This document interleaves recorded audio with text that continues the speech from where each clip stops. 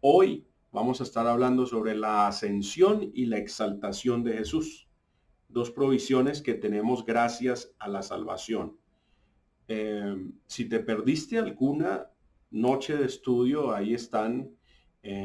Ahora tenemos un poco más organizado el canal en YouTube. Yo creo que la mayoría nos lo han visitado. Hay secciones en donde podrás encontrar fácilmente los mensajes.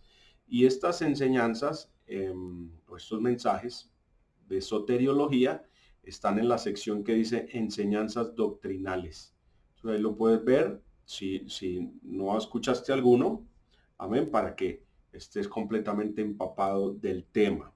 Entonces, para el que nos escucha por primera vez, este tema es bien importante, muy importante. Y pedimos que el Señor nos bendiga, ¿verdad? En esta noche, que sea Él hablando en nuestro corazón. Estos temas que estamos desarrollando son fundamentales en el Evangelio. Esto es fundamental, fundamental. Es esencial que nosotros tengamos la convicción clara acerca de estas enseñanzas. Así que este mensaje es bien importante. Y como les digo, estamos hablando de la doctrina de la salvación, que teológicamente se define como soteriología. Y esta palabra está compuesta por dos palabras en su origen griego, sotería y logos. Sotería significa salvación y logos doctrina o conocimiento. Por eso entonces soteriología, la doctrina de la salvación. Hemos visto cómo por la misericordia y la gracia de Dios, después que Adán y Eva pecaron, el Señor manifestó, ¿verdad? Un plan de salvación, se hizo eh, conciencia de esa extrema necesidad de salvación a través de un plan que nos reconciliaría con el Padre Celestial y nos limpiaría de todos nuestros pecados, pecados que abrieron una vasta brecha entre Dios y el hombre. Pero a través de ese plan de salvación, como lo he dicho, podemos reconciliarnos con el Señor. Por lo tanto, este plan de salvación diseñado por el Padre está centrado alrededor de un oficio y de un mediador, de uno que podía ir entre un Dios ofendido y una criatura totalmente pecaminosa, descarriada, nosotros los hombres. Y esa fue la razón para la encarnación de la segunda persona de la deidad. Esa fue la razón para que Jesucristo dejara su trono de gloria, viniera a la tierra y se hiciera hombre. El motivo para convertirse en un mediador para Dios, amén, un mediador entre Dios y nosotros los hombres. Sabemos por la escritura que todo aquel que cometió pecado y que no ha recibido a Jesucristo el Salvador en su corazón, pues está condenado a una pena de muerte eterna. Pero lo maravilloso es que Dios ha tenido misericordia de todos nosotros, una misericordia vasta, infinita, grande, sin medida, y envió a su Hijo Jesús para morir en nuestro lugar. Así que el perdón de nuestros pecados y la reconciliación con Dios es posible a través de la muerte y a través de la resurrección, ascensión y exaltación de Jesucristo. Entonces les he dicho en los anteriores estudios bíblicos de este tema que la doctrina de la salvación o soteriología tiene dos partes importantes, dos encabezamientos. El primero son las provisiones que Dios nos ha dado o que han sido hechas, incluyendo la muerte, reitero, la sepultura, la resurrección, la ascensión y la exaltación de Jesucristo. Y la segunda parte, la aplicación de aquellas provisiones, que son arrepentimiento, fe, justificación, regeneración o nuevo nacimiento, santificación, certeza y seguridad. Pues como les dije, vamos a mirar la cuarta parte de las provisiones que han sido hechas para nuestra salvación. que son la ascensión y la exaltación de Jesucristo. Pues después que Cristo muriera en la cruz del Calvario, dice la palabra, y según estudiamos, resucitó al tercer día. Después que él murió, lo sepultaron y resucitó al tercer día. Pero ese proceso de redención no paró allí. A veces nosotros solo nos remitimos a esa parte, ¿no? Jesucristo murió, fue sepultado y resucitó, y bendito sea el Señor, y por eso somos salvos, y por eso tenemos a un Dios en el cielo, pero es como la historia incompleta, porque ciertamente murió, fue sepultado, resucitado, pero ahí no paró todo. Dice la palabra que ascendió a los cielos. Ascendió a los cielos. Gloria al Señor. Entonces, ¿qué es la ascensión? Amén. ¿Qué es la ascensión de Cristo? Cuando hablamos de la ascensión de Cristo, nos referimos a aquel evento en el que Él dejó esta tierra en su cuerpo de resurrección y lo hizo visiblemente. De esa manera fue llevado al cielo, visiblemente. Los discípulos y muchos otros testigos vieron aquel hecho maravilloso, la ascensión de Cristo. Entonces, la ascensión de Cristo es aquel evento en el que Él dejó esta tierra en su cuerpo glorificado, en su cuerpo de resurrección, y lo hizo visiblemente.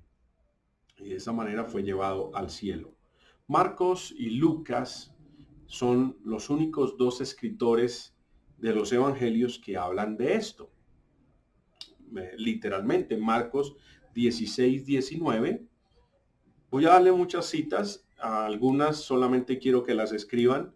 Si lo pueden hacer, yo tengo aquí todos los versículos para que podamos desarrollar todo este estudio, porque son muchas citas.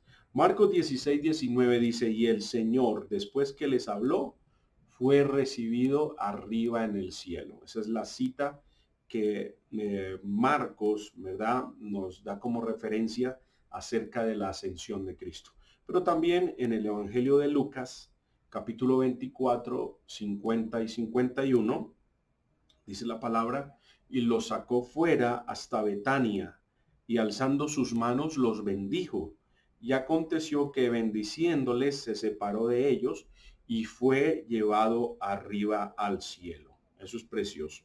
Pero quizás, hermanos, el pasaje más claro en detalles sobre la ascensión del Señor Jesús lo encontramos en Hechos.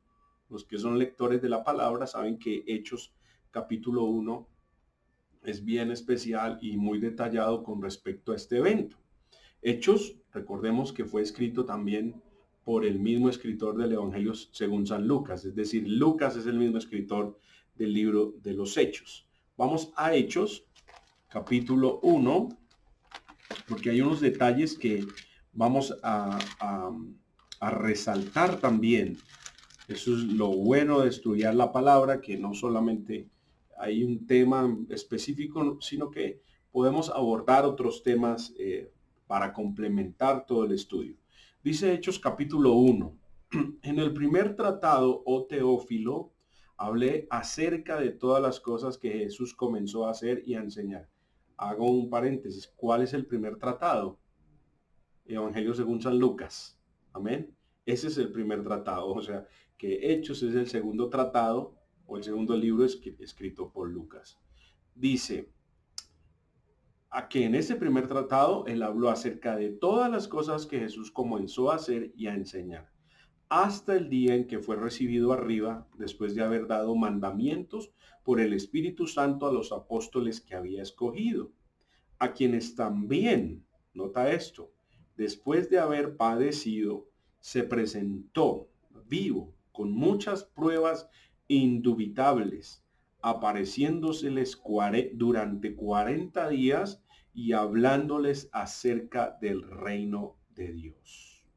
Eso es un detalle importante, porque después que el Señor muriera, fuera sepultado y resucitara al tercer día, en un cuerpo glorificado, dice la palabra que estuvo 40 días compartiendo con los discípulos. Después que el Señor Jesús resucitó, estuvo en esta tierra 40 días. 40 días. ¿Qué hizo durante esos 40 días? Dice la palabra que estuvo con los discípulos y les habló, les enseñó acerca del reino de Dios. Eso es bien hermoso, porque luego de ahí salen las cuentas del día de Pentecostés. 10 días después, a los 50 días exactos, fue cuando vino el derramamiento del Espíritu Santo, cuando ellos estaban en, en el aposento alto. Por eso es Pentecostés. 50 días exactos y ahí están las cuentas. O sea, que los discípulos tuvieron que esperar 10 días para el cumplimiento de esa preciosa promesa después que el Señor ascendió. Luego que el Señor les da esta instrucción, capítulo 1, versículo 6. Dice, entonces los que se habían reunido le preguntaron diciendo, Señor, ¿restaurarás el reino a Israel en este tiempo? Y les dijo, no os toca a vosotros saber los tiempos o las sazones que el Padre puso en su sola potestad, pero recibiréis poder cuando haya venido sobre vosotros el Espíritu Santo y me seréis testigos en Jerusalén, en toda Judea, en Samaria y hasta lo último de la tierra. Y habiendo dicho estas cosas, viéndolo ellos, fue alzado y le recibió una nube que le ocultó de sus ojos. Y estando ellos con los ojos puestos en el cielo, entre tanto que él se iba, he aquí se pusieron junto a ellos dos varones con vestiduras blancas, los cuales también les dijeron, varones Galileos, ¿por qué estáis mirando al cielo? Este mismo Jesús que ha sido tomado de vosotros al cielo, así vendrá como le habéis visto ir al cielo. Gloria al Señor. Esa es nuestra esperanza. Y ahí es clarísima la doctrina de la ascensión. Amén. En el versículo 9 dice, y habiendo dicho estas cosas, viéndolo ellos, fue alzado y le recibió una nube que le ocultó de sus ojos. Ahí está el registro. Sin embargo, es importante recalcar que la ascensión no fue un momento repentino e improvisado, sino que el Señor Jesús ya había hablado acerca de esto. Él mismo lo predijo, él le predicó, le enseñó a sus discípulos acerca de este momento. Claro, ellos no entendían, no comprendían, pero el Señor se los había enseñado. Juan 6:62 dice, pues qué, si veréis al Hijo del Hombre subir a donde estaba primero. Y luego vienen también otros momentos. No solo lo predijo, sino que dijo en repetidas ocasiones cuáles eran sus propósitos de volver al cielo. Vamos a Juan 16, aquí sí quiero que abras Juan 16, amén, versículo 7. Juan 16, 7. Estamos hablando bajo el tema la doctrina de la salvación. Hoy dos provisiones muy importantes, la ascensión y la exaltación de Cristo. Juan 16, 7 dice, pero yo os digo la verdad, os conviene que yo me vaya, porque si no me fuere, el Consolador no vendría a vosotros, mas si me fuere, os lo enviaré. Y cuando Él venga, convencerá al mundo de pecado, de justicia y de juicio. De pecado por cuanto no creen en mí. De justicia por cuanto voy al Padre y no me veréis más. Y de juicio por cuanto el príncipe de este mundo ha sido ya juzgado. Aún tengo muchas cosas que deciros, pero ahora no las podéis sobrellevar. O sea, hay cosas, hay temas para los cuales no están preparados ustedes, así que no las vamos a hablar. Eso en resumidas cuentas de lo que el Señor Jesús le está diciendo a los discípulos. Pero les dice, les conviene que yo me vaya y me iré. O habrá un momento que me iré y no me veréis más. ¿Qué dice el verso 16 del mismo capítulo 16, 16? Todavía un poco y no me veréis, y de nuevo un poco y me veréis, porque yo voy al Padre. Él está diciendo, yo me voy a ir, yo me voy de esta tierra. Y el versículo 17, entonces se dijeron algunos de sus discípulos unos a otros, ¿qué es esto que nos dice? todavía un poco y no me veréis, y de nuevo un poco y me veréis, y porque yo voy al Padre? Decían pues, ¿qué quiere decir con todavía un poco? No entendemos lo que habla. Tremendo, amén. Pero el Señor empieza a explicarles y a darles esa revelación. El versículo 28 del mismo capítulo dice, salí del Padre y he venido al mundo.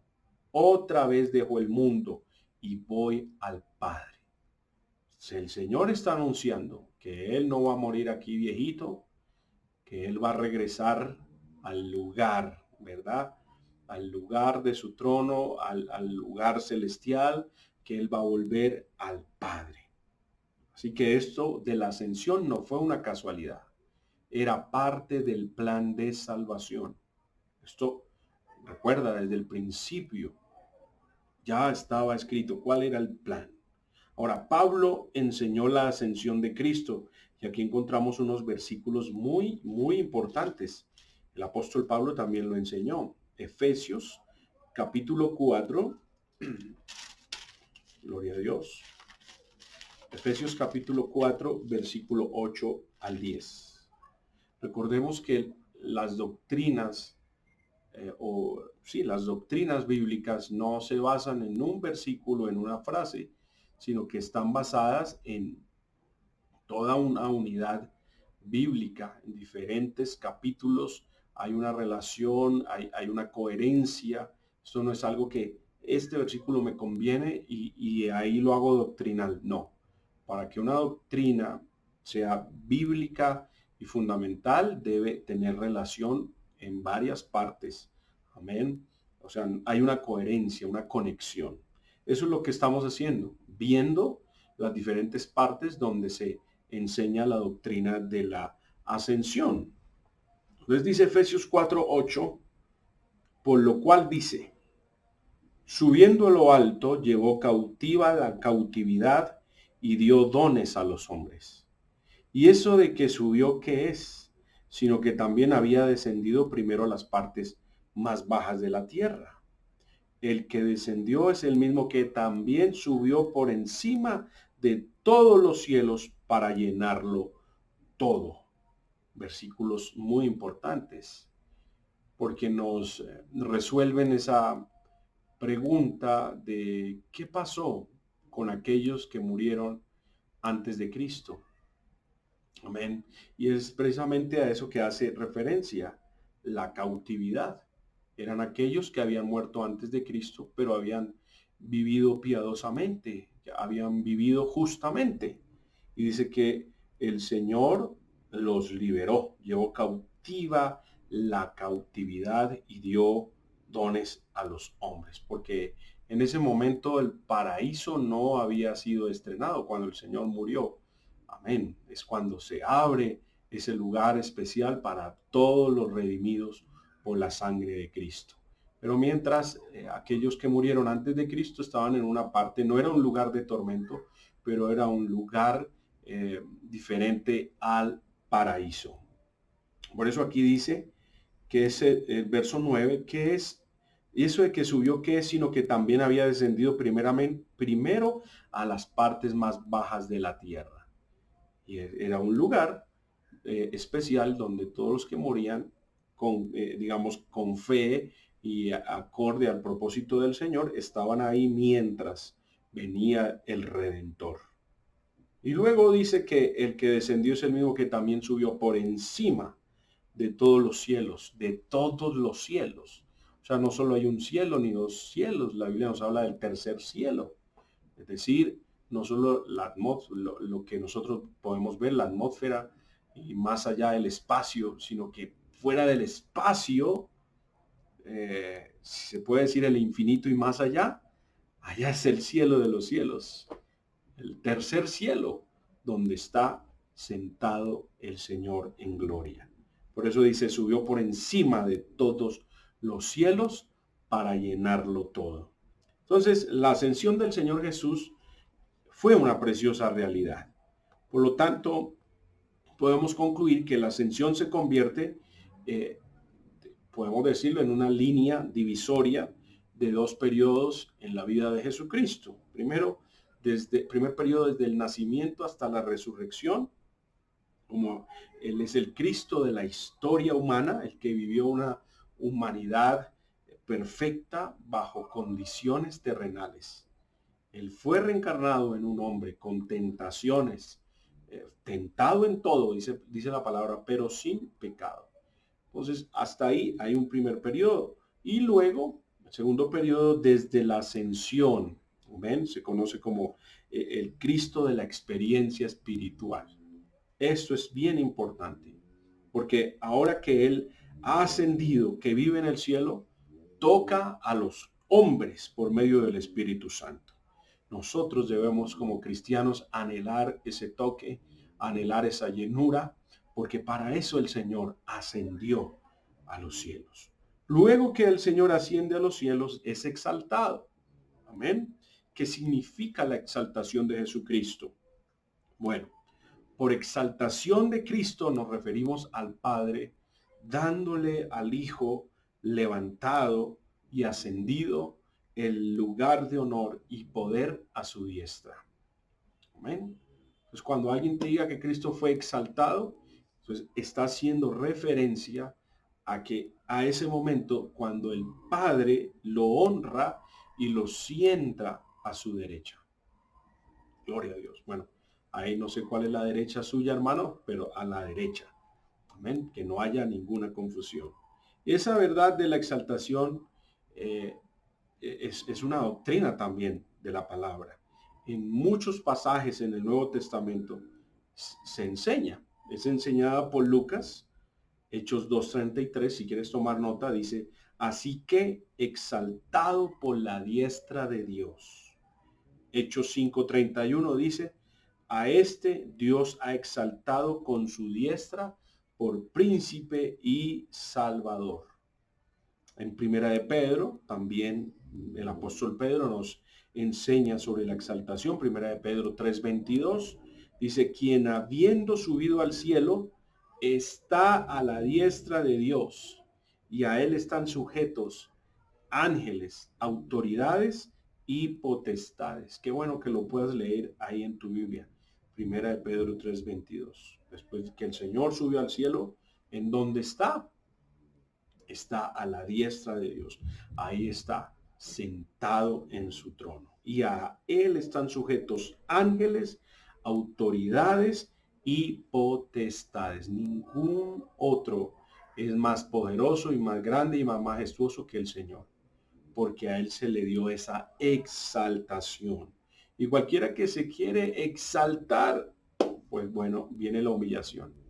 Por eso el que se enaltece será humillado, mas el que se humilla será enaltecido. ¿Y quién lo hace?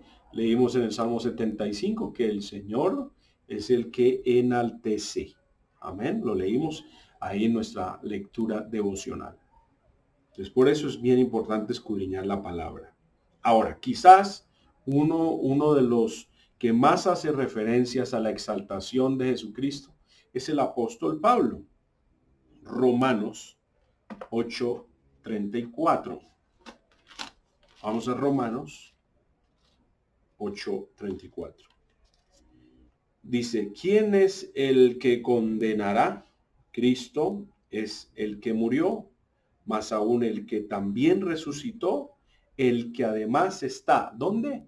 A la diestra de Dios, el que también intercede por nosotros. Presta la atención porque más adelante voy a hablar acerca de qué beneficios tenemos con la exaltación de Cristo. Amén. Pero es importante que comprendamos en dónde está el Señor y de qué manera está allí. Está en el cielo y está allí exaltado. Exaltado porque se le dio un lugar muy especial a la diestra de Dios Padre. Efesios 1. Vamos a Efesios capítulo 1, versículo 20. Dice, la cual operó en Cristo, resucitándole de los muertos y sentándole a su diestra en los lugares celestiales, sobre todo principado y autoridad y poder y señorío, y sobre todo nombre que se nombra no solo en este siglo, sino también en el venidero, y sometió todas las cosas bajo sus pies y lo dio por cabeza sobre todas las cosas a la iglesia, la cual es su cuerpo, la plenitud de aquel que todo lo llena en todo. Gloria a Dios. Ahí está. ¿En dónde está Cristo? Está sentado a la diestra de Dios. Adelantico en Colosenses capítulo 3 versículo 1. Pasaje muy conocido. Si pues habéis resucitado con Cristo, buscad las cosas de arriba, donde está Cristo sentado a la diestra de Dios. Amén. Clarísima la palabra. Hebreos 10:12. También nos dice la escritura con referencia a este mensaje, a este tema. Pero Cristo, habiendo ofrecido una vez para siempre un solo sacrificio por los pecados, se ha sentado a la diestra de Dios. Amén.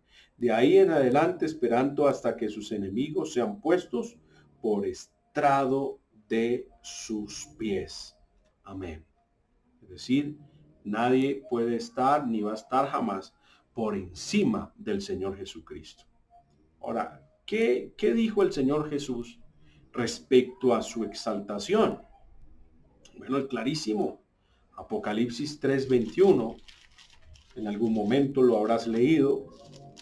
Apocalipsis 3:21 dice, al que venciere, le daré que se siente conmigo en mi trono, así como yo he vencido y me he sentado con mi Padre en su trono. Mira qué privilegio tan grande tenemos la iglesia, hermano. No vamos a llegar a, como alguien decía, a mí lo que me preocupa es llegar al cielo así sea rastra de arepa, decíamos cuando estudiábamos en el colegio.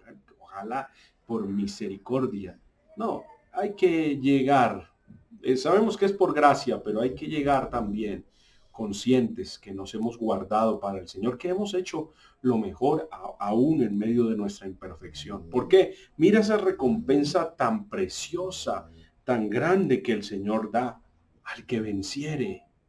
Le daré que se siente conmigo en mi trono. Qué lindo. Yo me imagino ese momento. A veces estamos tan preocupados, hermano, con las diferentes situaciones y problemas que se nos olvida todo lo que Dios ha prometido darnos. Se nos olvida que hay un lugar celestial preparado para los que le amamos. Pero hay que recordar esto, hay que recordarlo para que tomemos ánimo y sigamos adelante. Esta mañana veía las noticias de una encuesta que hicieron y el alto porcentaje de las personas encuestadas, el estudio arrojó que hay una gran alteración en la parte emocional y psicológica de las personas encuestadas a raíz de esta pandemia. Y no hay que hacer mucho estudio para saber que también bastantes cristianos, muchos cristianos están afectados en su parte emocional, en su parte psicológica. Es bueno recordar la palabra para que tomemos ánimo. Y todo, si todo esto aquí se pone feo, hermano, se pone difícil, pues eso nos hace anhelar al Señor, que Él venga, amén, que Él regrese pronto. Como digo, nos metemos a veces tanto en nuestro trabajo, en nuestros problemas, en nuestras situaciones, que se nos olvida el futuro que tenemos en el Señor. Eso nos debe animar, eso nos debe tener, amén, estables en nuestra manera de vivir, porque hay grandes bendiciones. ¿Cómo será estar sentado con el Señor en su trono? Eso debe ser algo maravilloso. Gloria a Dios. Ahora mira la experiencia del primer mártir Esteban. Cuando él está siendo apedreado, tiene una experiencia. Y quien está ahí, Lucas, como testigo de ese momento, Dice Hechos capítulo 7, 55. Mira lo que dice aquí. Pero Esteban, lleno del Espíritu Santo, puesto los ojos en el cielo, vio la gloria de Dios y a Jesús que estaba a la diestra de Dios. Mira la experiencia que él tuvo. O sea que cuando el Señor ascendió a los cielos, enseguida fue exaltado. La exaltación de Cristo no será un evento después del milenio, después de cielos nuevos y tierra nueva. No, justo cuando Él asciende, el Padre le recibe en los cielos y lo sienta en su trono. Por eso el primer mártir de la iglesia cristiana, de la iglesia primitiva, tiene esta experiencia, ve la gloria de Dios y a Jesús que está a la diestra de Dios. Y dijo, he aquí, veo los cielos abiertos y al Hijo del Hombre que está a la diestra de Dios. Entonces ellos, los sacerdotes, ¿verdad? Todos los religiosos del momento, dando grandes voces, se taparon los oídos y arremetieron a una contra él. Y apedreaban a Esteban mientras él invocaba y decía, Señor Jesús, recibe mi espíritu. Qué experiencia tan especial tuvo el hermano Esteban. Ahora, los que toman nota, la diestra de Dios indica un lugar de honor y de poder. La diestra de Dios indica un lugar de honor y de poder. También hay un pasaje bien especial en Filipenses capítulo 2 que nos deja claro también acerca de la exaltación de Cristo. Filipenses capítulo 2, versículo 9. Desde el versículo 6, para que veamos esto tan precioso. El cual, siendo en forma de Dios, no estimó el ser igual a Dios como cosa a que aferrarse, sino que se despojó a sí mismo, tomando forma de siervo, hecho semejante a los hombres.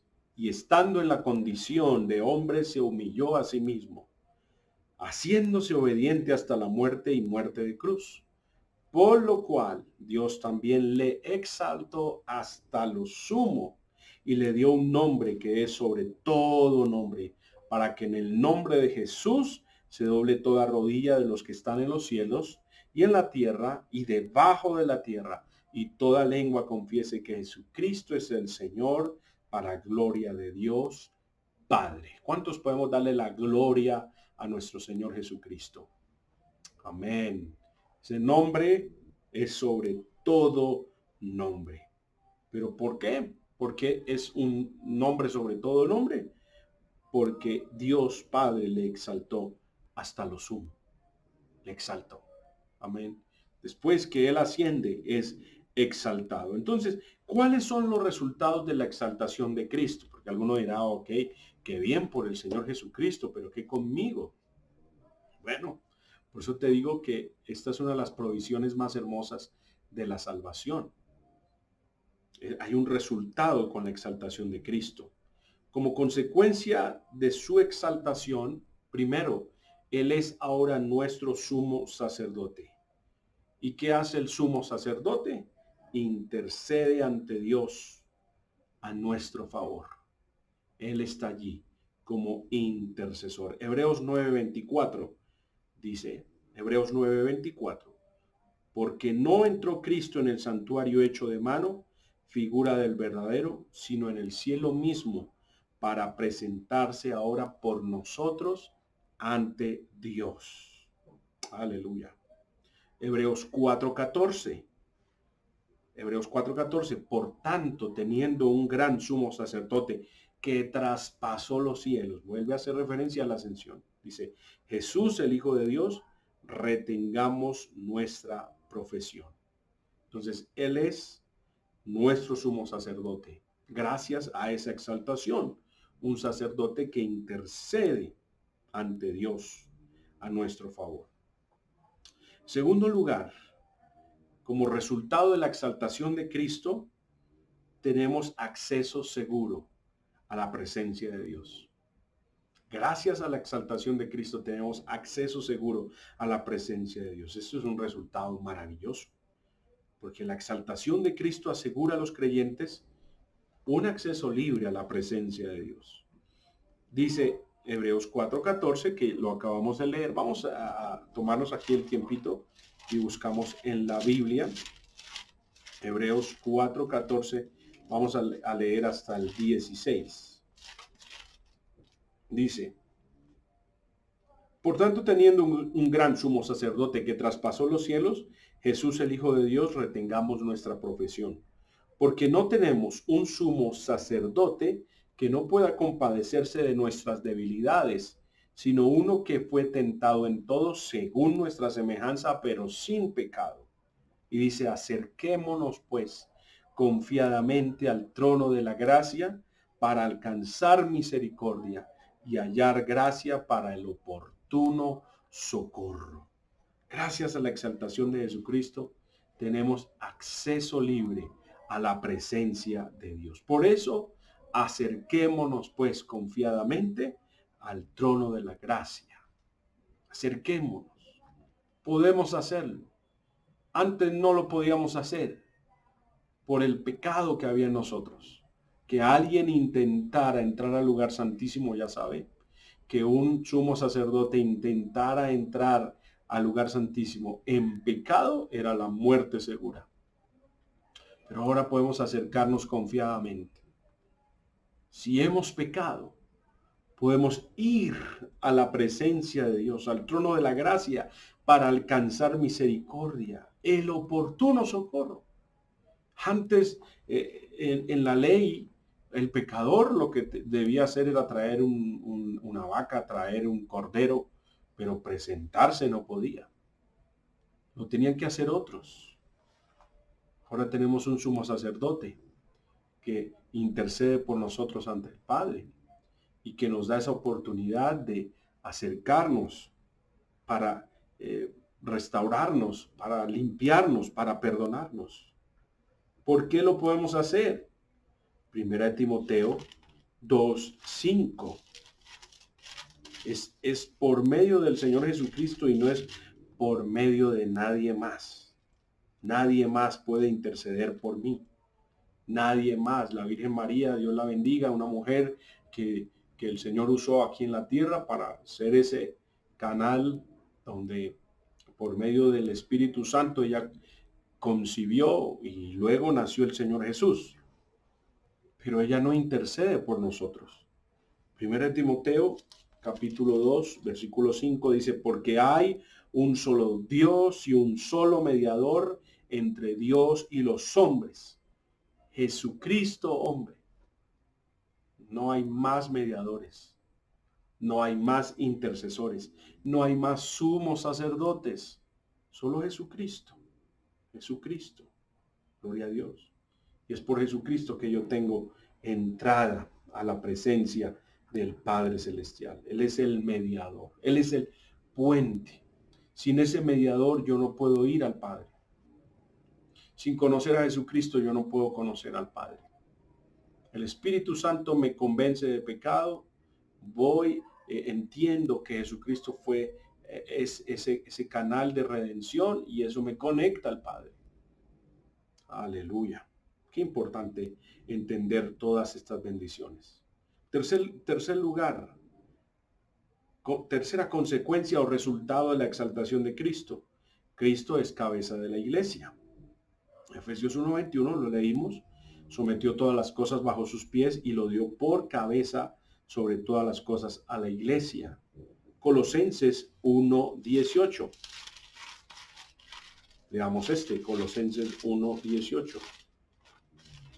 Dice: y Él es la cabeza del cuerpo, que es la iglesia.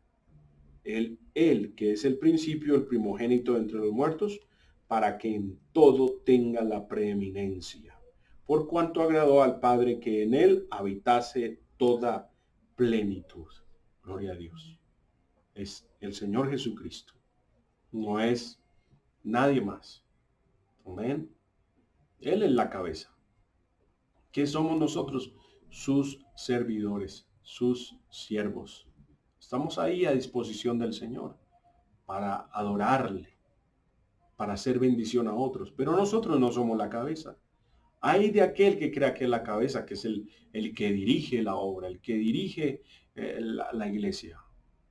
No, no importa el liderazgo que tú tengas, la cabeza es Cristo. ¿Y yo qué vengo siendo, pastor? Bueno, pues si soy un dedito, no importa, pero soy parte del cuerpo, eso es lo importante. ¿Quién es la cabeza? Cristo. Y es la cabeza gracias a su exaltación. Cuarta consecuencia o cuarto resultado de la exaltación es que tenemos garantía de un derramamiento del Espíritu. Eso es precioso. Él ha derramado o ha prometido derramar de su Espíritu sobre todos aquellos que en Él creen. Leímos en Juan 16:7. Juan 16:7 dice, pero yo os digo la verdad, os conviene que yo me vaya, porque si no me fuere, el Consolador no vendría a vosotros, mas si me fuere, os lo enviaré. Entonces hay una garantía, el Señor se fue. ¿Cuál es la consecuencia? Envió a su Espíritu Santo. Hay una promesa de derramamiento del Espíritu Santo. Dice Juan 14:16, y yo rogaré al Padre, y os dará otro consolador para que esté con vosotros para siempre. Gloria a Dios. Ahora Hechos 2:33. Si puedes buscarlo en tu Biblia rápidamente. Hechos 2:33. Dice, así que, exaltado por la diestra de Dios y habiendo recibido del Padre la promesa del Espíritu Santo, ha derramado esto que vosotros veis y oís. Promesa de derramamiento y de llenura. Gracias a su exaltación.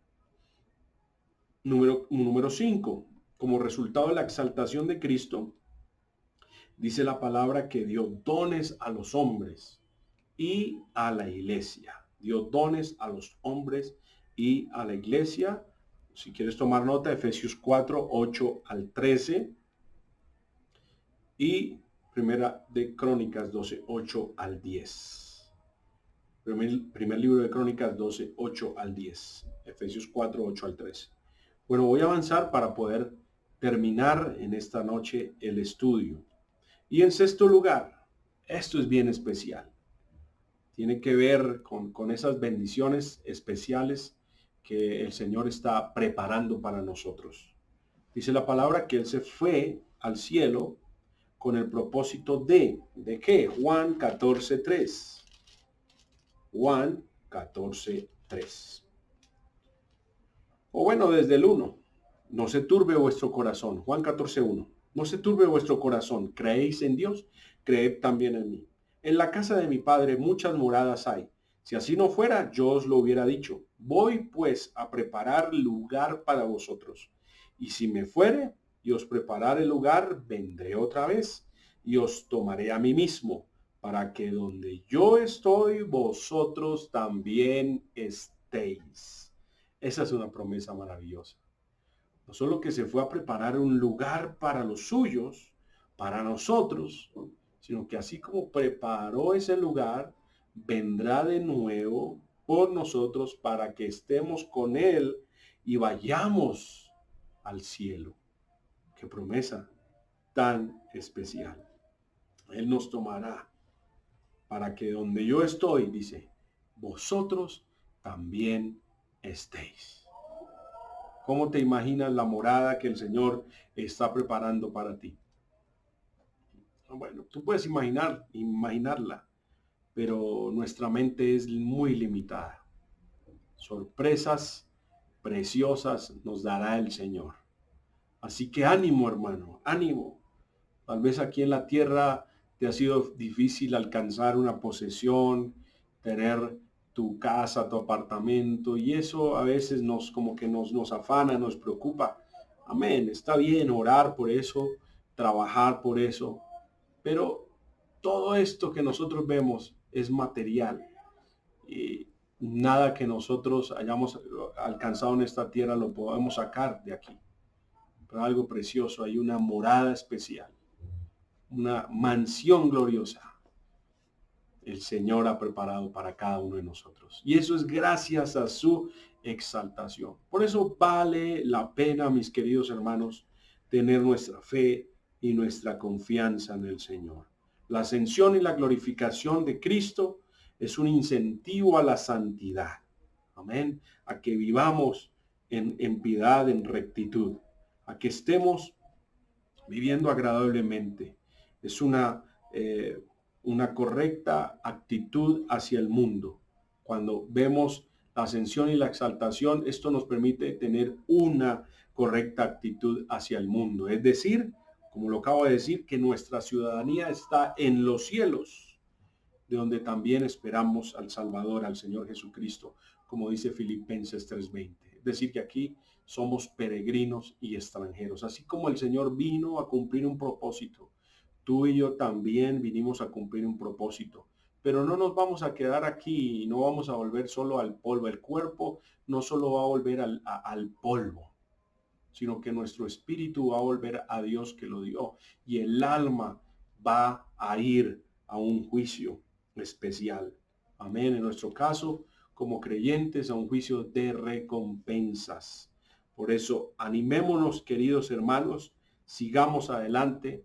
Hay un día donde vamos a rendirle cuentas al Señor.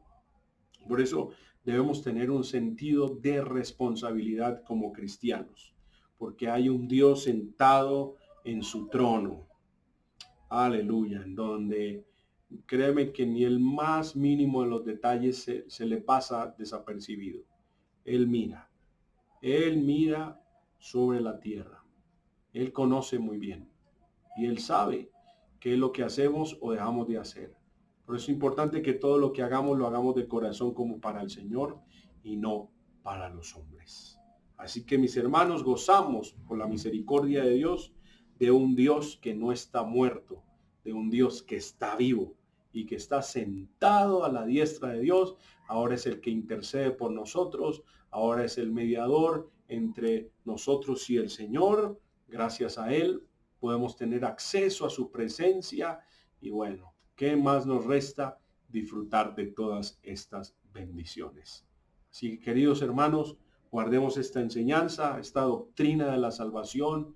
No es algo que de repente el pastor predica de vez en cuando para subirme la moral, para sacarme de depresión y hacerme pensar en las cosas lindas del cielo. No, esa doctrina es doctrina fundamental, doctrina de la palabra, y tenemos que enseñársela a aquellos que están sin esperanza, aquellos que dicen esto cada vez está peor, esto está cada vez más terrible, mejor me muero, mejor me quito la vida. No, esa no es la opción. La opción es recibir al Señor Jesucristo en el corazón, entregarle lo que somos y dejar que Él gobierne nuestras vidas. Solo así hay un nuevo amanecer y una esperanza de gloria para cada uno de nosotros. Vamos a orar en esta noche para culminar, gloria a Dios, con este tiempo de estudio de la palabra. Démosle gracias al Señor. Si en algún momento el Señor te ha hablado, te ha edificado, dale gracias. Dale gracias. Es el poder de la palabra y el poder del Espíritu de Dios. Gracias, mi bendito Señor, por esta noche.